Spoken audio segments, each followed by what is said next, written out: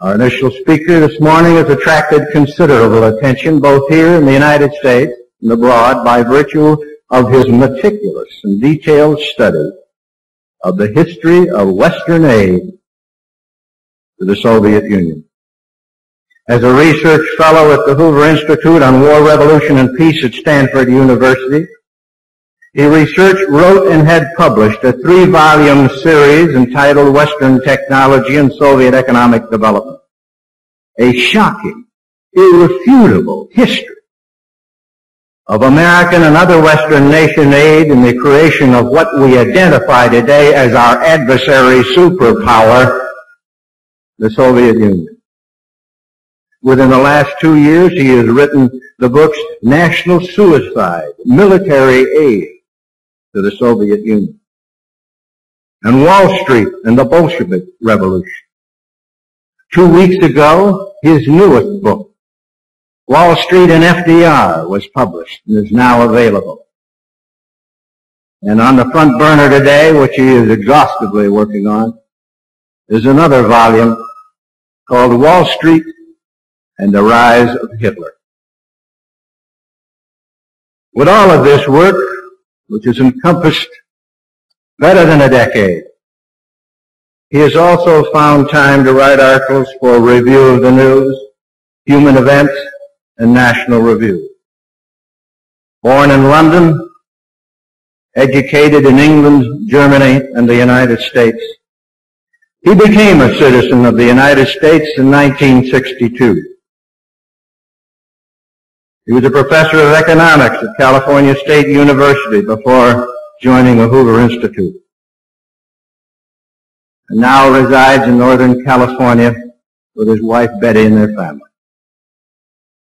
It is a privilege for me and an honor for all of us to have with us today Professor Antony C. Sutton. Tony?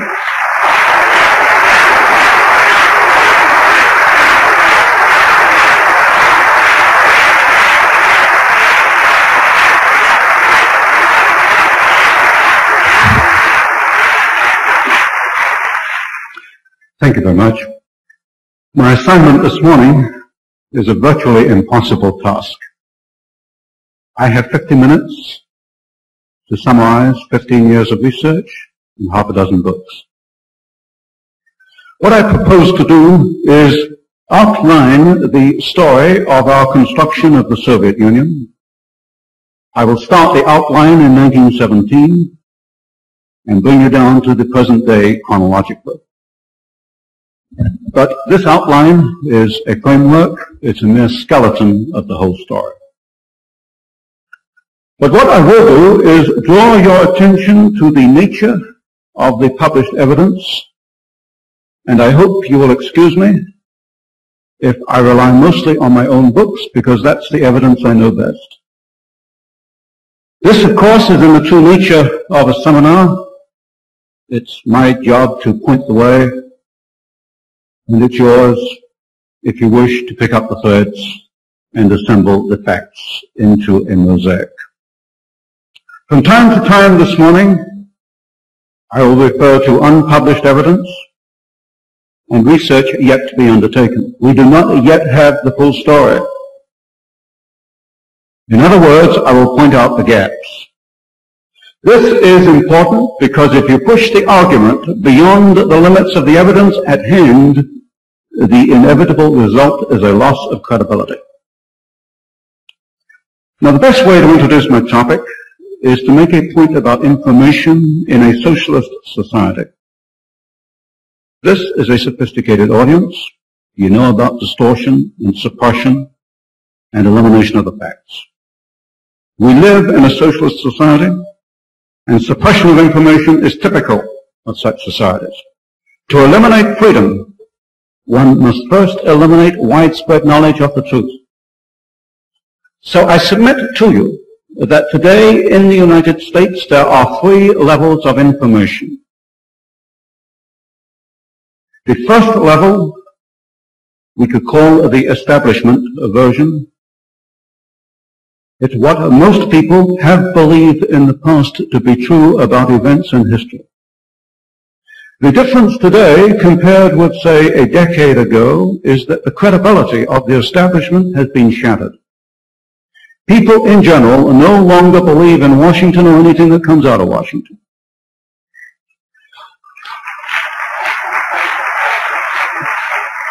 So this first level is what the government or the establishment wants you to know. Only coincidentally is it the truth. The criteria they use are two, I suggest. One, they say, what do we want them to know?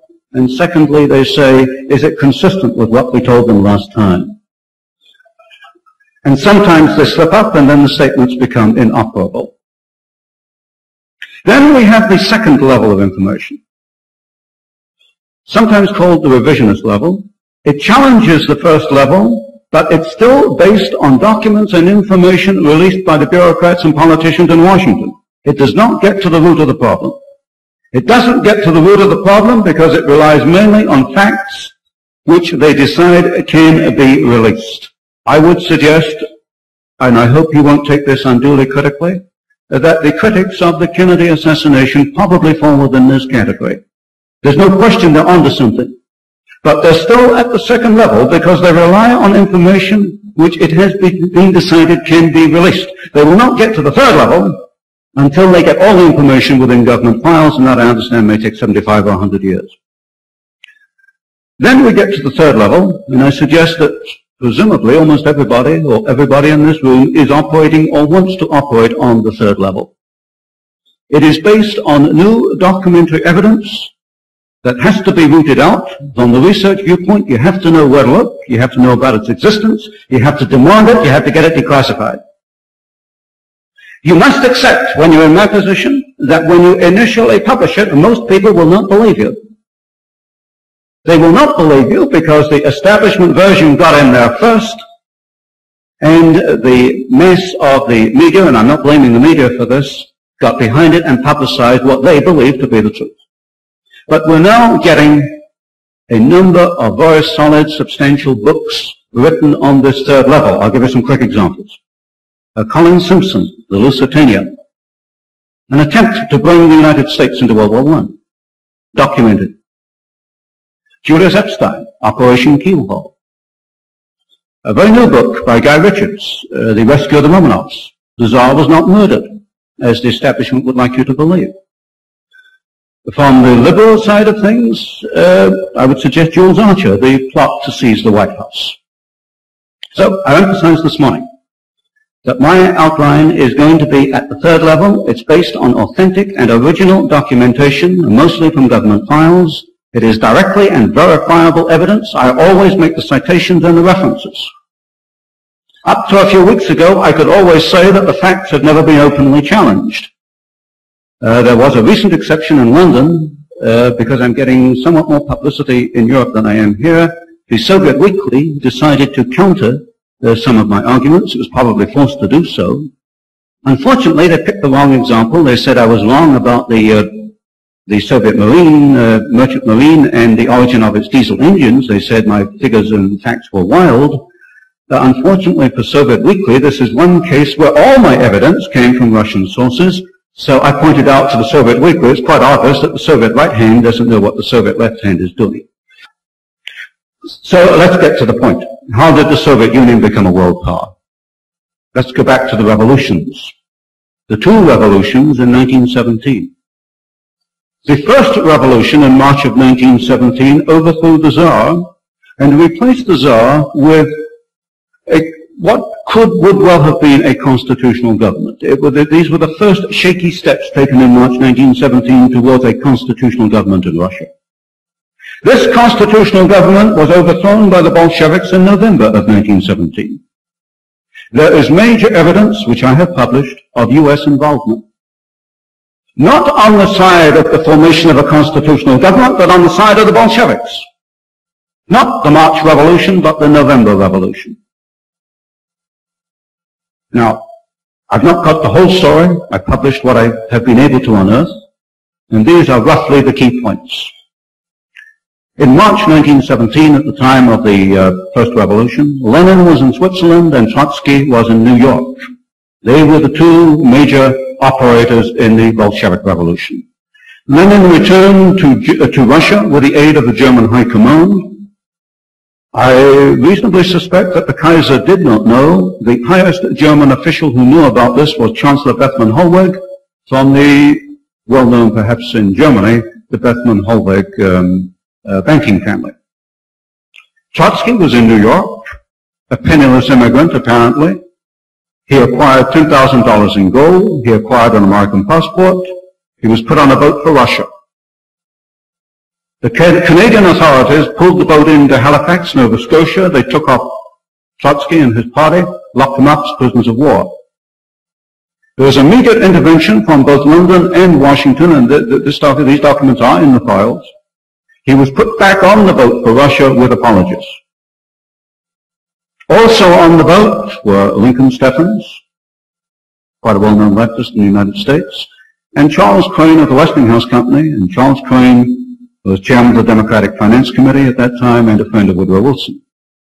And the book tells you what happened and how they met and talked on the boat. Also, in July 1917,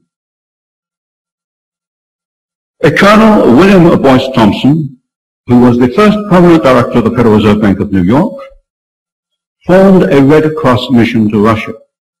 Now, Russia didn't want a Red Cross mission. And the Red Cross in Washington didn't want a mission going to Russia. But Thompson was a very influential gentleman. He financed it and organized it himself. The mission had nothing to do with either medicine or Red Cross.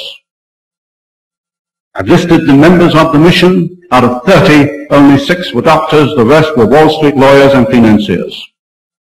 There were representatives from Chase Bank, National City Bank, and the rest of it.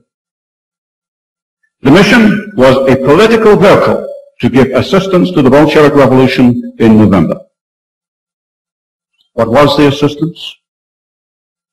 Well, very briefly, Colonel Thompson himself said, and it was published in the Washington Post, which is an authoritative source at the time, that he gave $1 million to the Bolsheviks to help their revolution. That's Colonel Thompson, not me. There was intervention by American International Corporation, which was another vehicle based on Wall Street, in Washington to forestall any possible assistance to the enemies of Bolshevism. Further, you can find in the British Foreign Office files the fact that Thompson and Lamont of the Morgans went to see Prime Minister Lloyd George in England and changed in one meeting British policy from being anti-Bolshevik to being pro-Bolshevik. This information, I would point out, comes from the British War Cabinet papers, Thompson's own papers, and the State Department files. The documents are quite genuine. Now, in early 1918, the Bolsheviks held only a very small part of Russia. They held really just Moscow and Petrograd. They were fighting both the whites and the greens. Now, the history books don't tell you about the greens. They only tell you about the reds and the whites. There were 700,000 greens. And the greens were Bolsheviks who saw that Lenin and Trotsky had betrayed the revolution to capitalists, and this was pointed out in the Russian newspapers at the time, and the greens, 700,000 strong, were fighting against the Bolsheviks with the whites. But what happened is that the Wall Street mission and its allies in the United States gave the Bolsheviks enough breathing space to be able to occupy Russia. Another point that fits in here is Guy Richards' latest book on the rescue of the Romanovs, in which he, I think, proves that the Tsar was not killed. This is a myth perpetuated by Britain and the United States in collusion with the Soviet Union, for reasons which he will point out. And so this high-level collusion between the Soviet Union, the United States, and other countries has gone on since 1917. Now, also according to the history books, at the time of the revolution and civil war in Russia, Russian industry was in ruins. This is nonsense. Russian industry was not destroyed except perhaps in Petrograd. It was idle. It was in what the Soviets call a state of technical preservation. What happened was that the middle class, the technicians and the managers, left Russia. They weren't Bolshevik. And the plants and the equipment were standing there idle. and the Bolshevik Revolutionists had no means to get it into action. What happened was, in the 1920s, foreign companies, mainly American or German, and the German companies were affiliated with major American corporations, mostly. These companies went into Russia and they gave technical assistance, or they took the foreign concessions, some 300 or 400 of them, and this got the Soviet Union off in economic development. This, of course, I've covered in the very first book I put out back in 1968. The period from 1917 to 1930, how very prominent firms like Westinghouse, General Electric, Ford Motor Company, Standard Oil, these firms, through concessions and technical assistance agreements, enabled the idle Russian industry to get restarted under the Soviets. There are two names which should not be forgotten from the 1920s. Avro Harriman, who was operating the Georgian manganese concession, and Armand Hammer, whose father, of course, Julius Hammer, was executive secretary of the Communist Party USA. That is something the Los Angeles Times never prints, but it's quite verifiable. So the Soviet Union, in that first decade, was unable to survive and recuperate with the assistance of German and American firms. I would point out, to keep the text straight, that the State Department was not at fault, as I see it.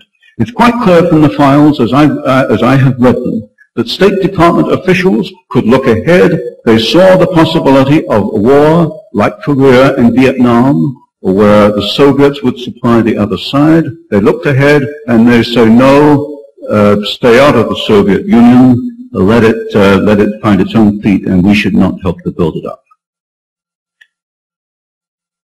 By 1928, the Soviet Union, with Western assistance, had restored a 1913 output. And the Soviet planners began to think about the 5-year plans. Maybe a few of you will remember that back in 1930 in the United States, there was a great publicity about the great experiment in the Soviet Union, pulling up by the bootstraps, a model for Roosevelt's New Deal to copy. How a socialist society could do all kinds of wonderful things a free enterprise society could not do. How free enterprise was outmoded. And who was saying this? Well, we find socialist Norman Thomas, and we find Roosevelt. But we also find, for example, a Gerard Swope, a president of General Electric Corporation, and we find Bernard Baruch. Those men that I call the corporate socialists, who run large corporations, then and now, I submit, are betraying a free enterprise society. Now, the Soviets certainly acquired a massive capacity in the first and second 5-year plans. That's during the late 1920s and the whole decade of the 1930s. What has not been said, historically, is how they acquired this massive capacity. Simple common sense would tell you that a backward country just does not start to build modern steel mills and automobile plants. That's just common sense. The first 5-year plan was almost entirely built by foreign corporations. General Electric, Ford, DuPont, Koppers, Badger, Foster Wheeler, Universal Oil, Douglas Aircraft, Radio Corporation of America, Pratt & Whitney, Hercules Powder, United Engineering, Flintoff & Marshall, McDonald Engineering, McKee Corporation, you name it. Amongst the large U.S. construction corporations, they were there in Russia between 1928 and the beginning of 1933. The plants they built in the first 5-year plan were far larger in capacity and far more technically advanced than they were building elsewhere in the world. And the second 5-year plan in Russia, although this does not come out, of course, in the official documents, was really bringing into production the tremendous capacity built by these firms in the early 1930s. The first 5-year plan itself was not laid out by Gosplan. The Gosplan plan was just not workable. The final technical plan that was utilized was actually drawn up by a firm of industrial architects, Albert Kahn of Detroit. United Engineering, to give you a few examples, built a plant in the Soviet Union in the early 1930s to produce the longest aluminum sheets in the world. And these, of course, are essential for aircraft manufacture. And this was the time when all-metal aircraft were just beginning, even in the West. General Electric built at Krakow a turbine plant which was 2.5 times greater in capacity than its own plant in New York at Schenectady. There were 3 gigantic tractor plants built in the Soviet Union, and the Soviets built more Internationals and more Caterpillars than those 2 companies built in the United States. Now, go back to my introduction, the 3 levels of information. The whole world largely still believes that the Soviets did it themselves. That's the official establishment version. In reality, the Soviets didn't do it. It was done by Western free enterprise. The cost in Russia were the millions of Russians who died in labor camps. I'd point out Solzhenitsyn's arguments, Julius Epstein, Operation Keelhaul. Did the American firms know about this? Yes, they did. They lied in their public announcements when they said there was no forced labor in the Soviet Union. And we knew they were lying. I know they were lying because I've seen the reports in the State Department files. The engineers on site in Russia were protesting. It was the time of the Depression. They had to have a job. And the firms told them to do nothing, say nothing, keep quiet. And I submit that our larger corporations, the corporate socialists, were no more interested in Russians dying in the early 1930s than they were in Americans dying in Korea and Vietnam with technology that they had installed in the Soviet Union. And yet the way this world is put together, it's the Harrimans and the Hammers and the Morgans and the Rockefellers who are admired and lauded. And those who plead for human decency and state the facts of dictatorship are slandered and insulted. And we find, regrettably, academics fall over themselves to perpetuate the myth. So back in the early 1930s, Gerard Swope of General Electric and Bernard Baruch and their friends were building the 5-year plans in Russia, but they went inactive elsewhere in the world. And this is one period where I've been able to develop most of the story. Roosevelt's New Deal, the NRA, National Recovery Administration, was not drawn up by the Brain Trust or Roosevelt's advisors. It was drawn up by Gerard Swope of General Electric. And I've published the whole thing in the book I've just produced. I call it Swope's plan. It wasn't FDR's plan at all. And Herbert Hoover was quite correct when he called it fascism. Because Roosevelt's New Deal was nothing else but fascism along the lines of the Mussolini corporate state. And our friends, Bernard Baruch in General Electric, building up the Soviet Union, were also very active financing and promoting and writing for Roosevelt in the early 1930s. But also, they were active behind Hitler. It's interesting that both Hitler and Roosevelt came to power in early 1933. Now, the story of the promotion of Hitler by our own corporate socialists is yet unpublished. But I'll tell you this much, it'll give you the flavor of the book. I have the bank transfer slips, which is about the hardest kind of evidence you can get, of funds going from large corporations to the Nazi Party, and particularly a political slush fund operated by Rudolf Hess. This was very important in the early 1930s when the Nazis needed all the money they could get to finance their gangs of goons going around the streets beating up people and the various payoffs and this kind of thing. One of these transfer slips refers to German General Electric, 60,000 Reichsmarks.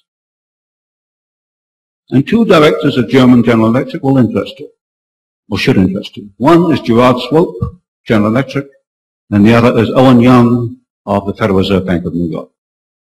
So what we find is, when we begin to probe behind the scenes of history, is that we have these gentlemen promoting 3 brands of socialism all at the same time.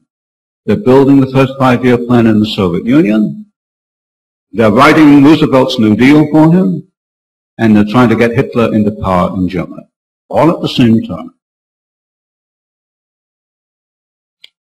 So let's go back to the building of the Soviet Union. During World War II, you will remember, there was the massive Lend-Lease program.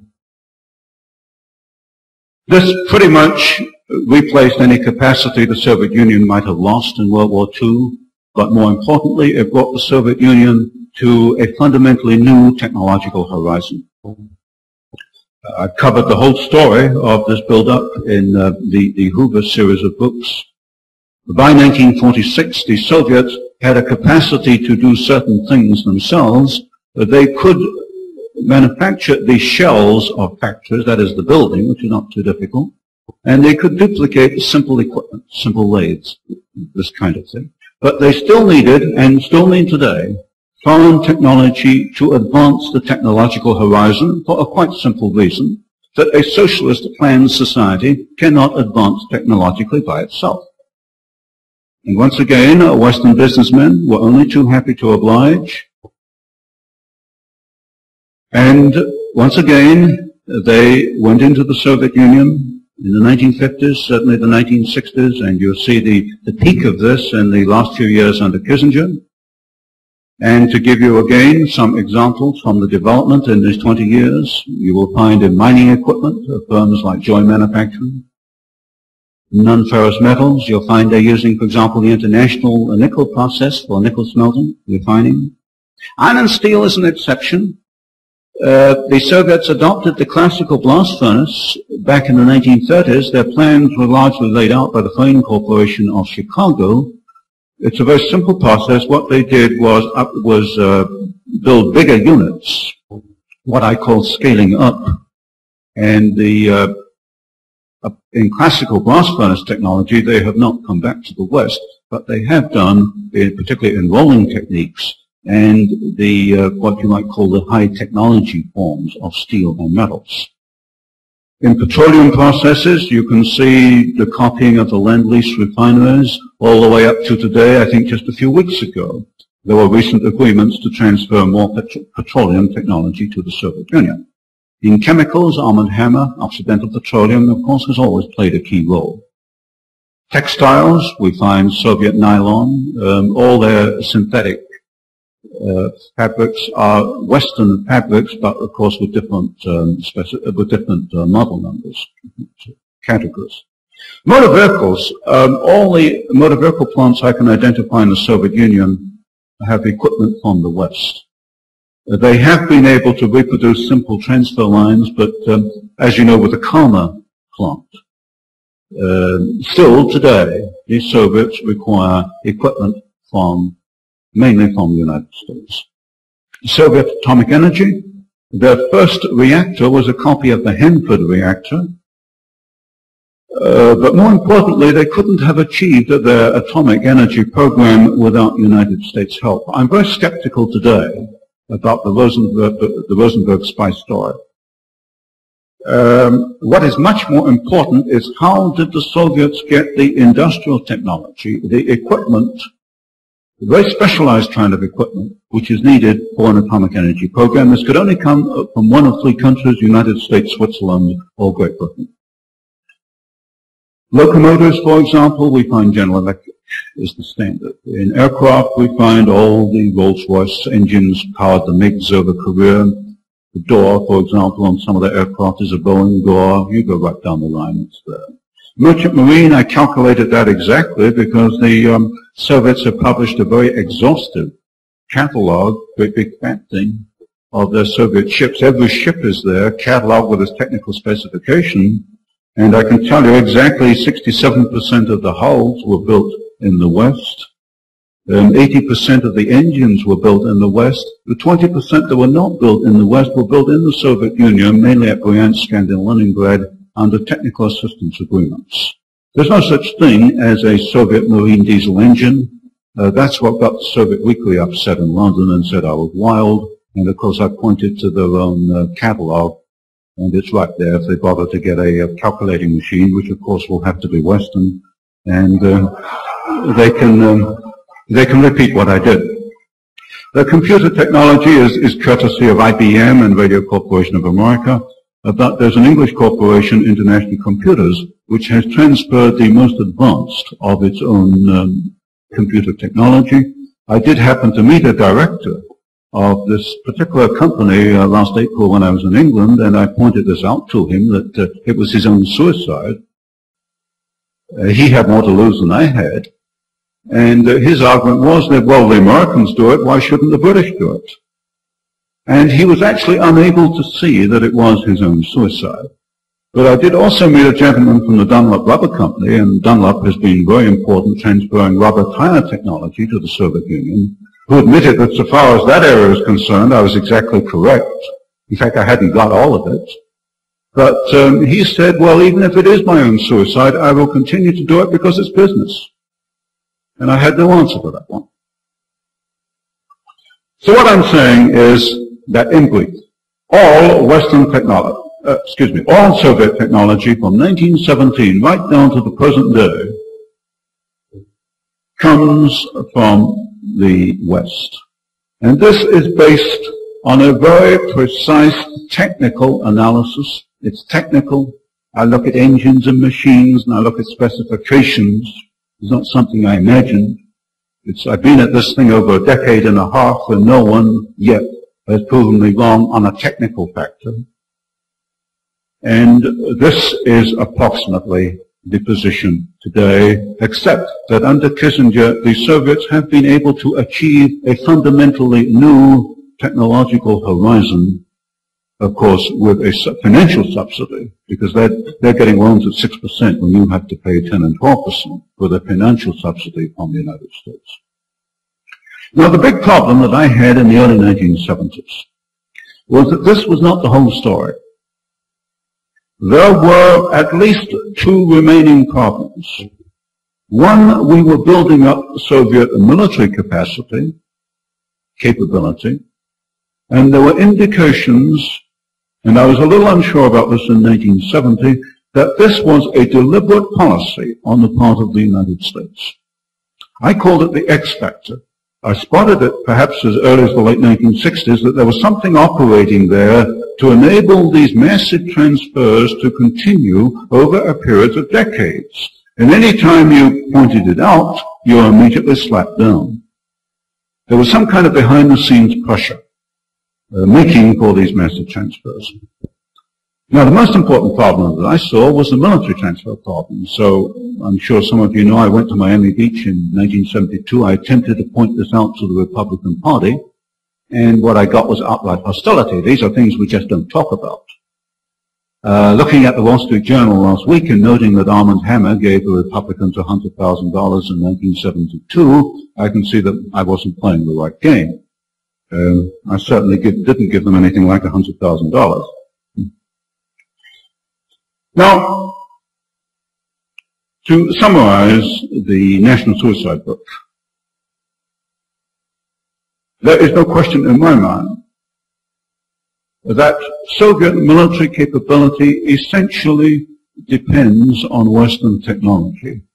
But there is one exception I would point out, that you do not need a free enterprise system to develop military technology, because the military work in a rather different way to an industrialist.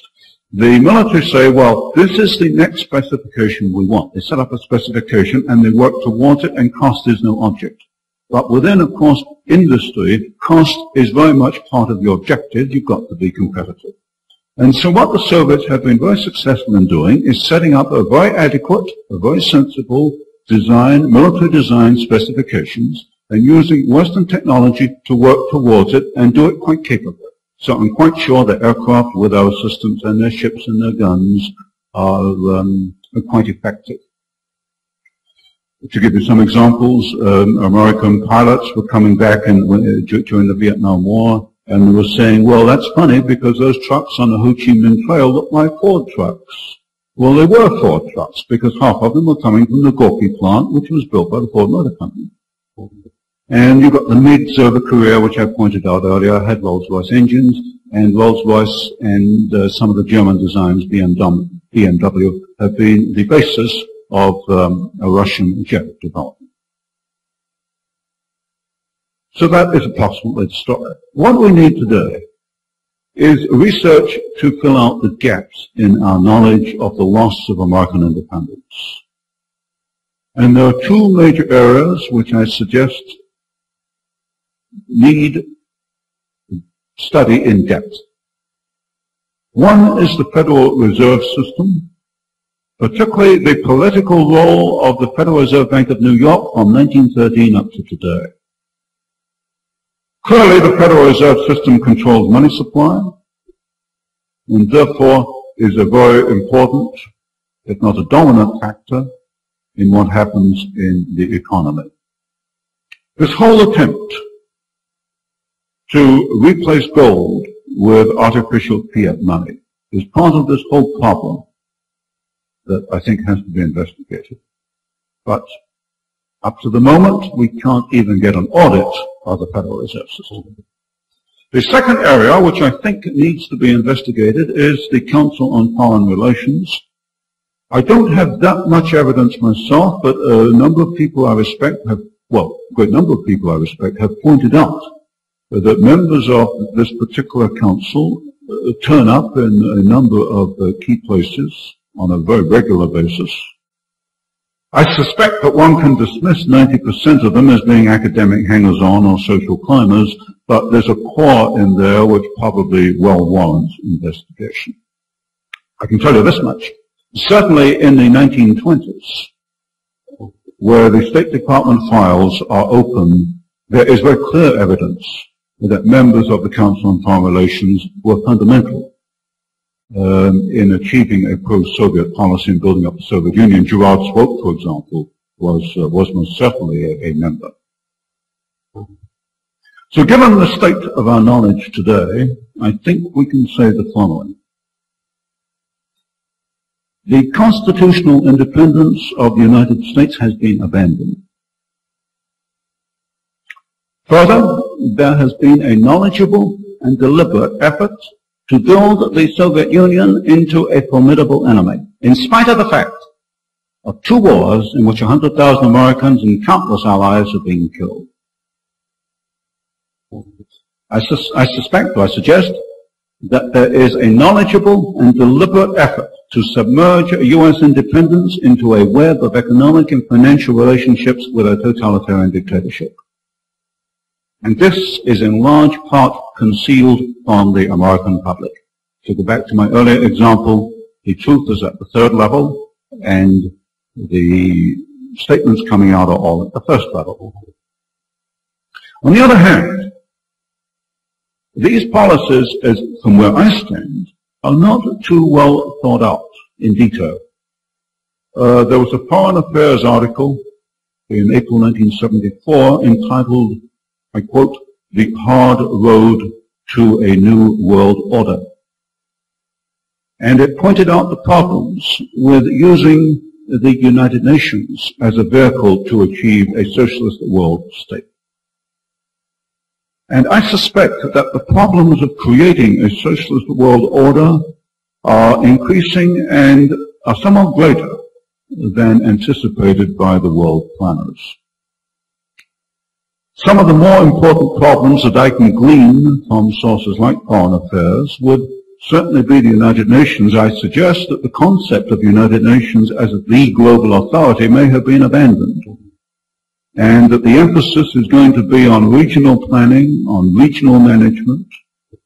The vehicles will be such things as world environment, commodities, food supply, population, that kind of thing. It's a more roundabout way to get the same objective.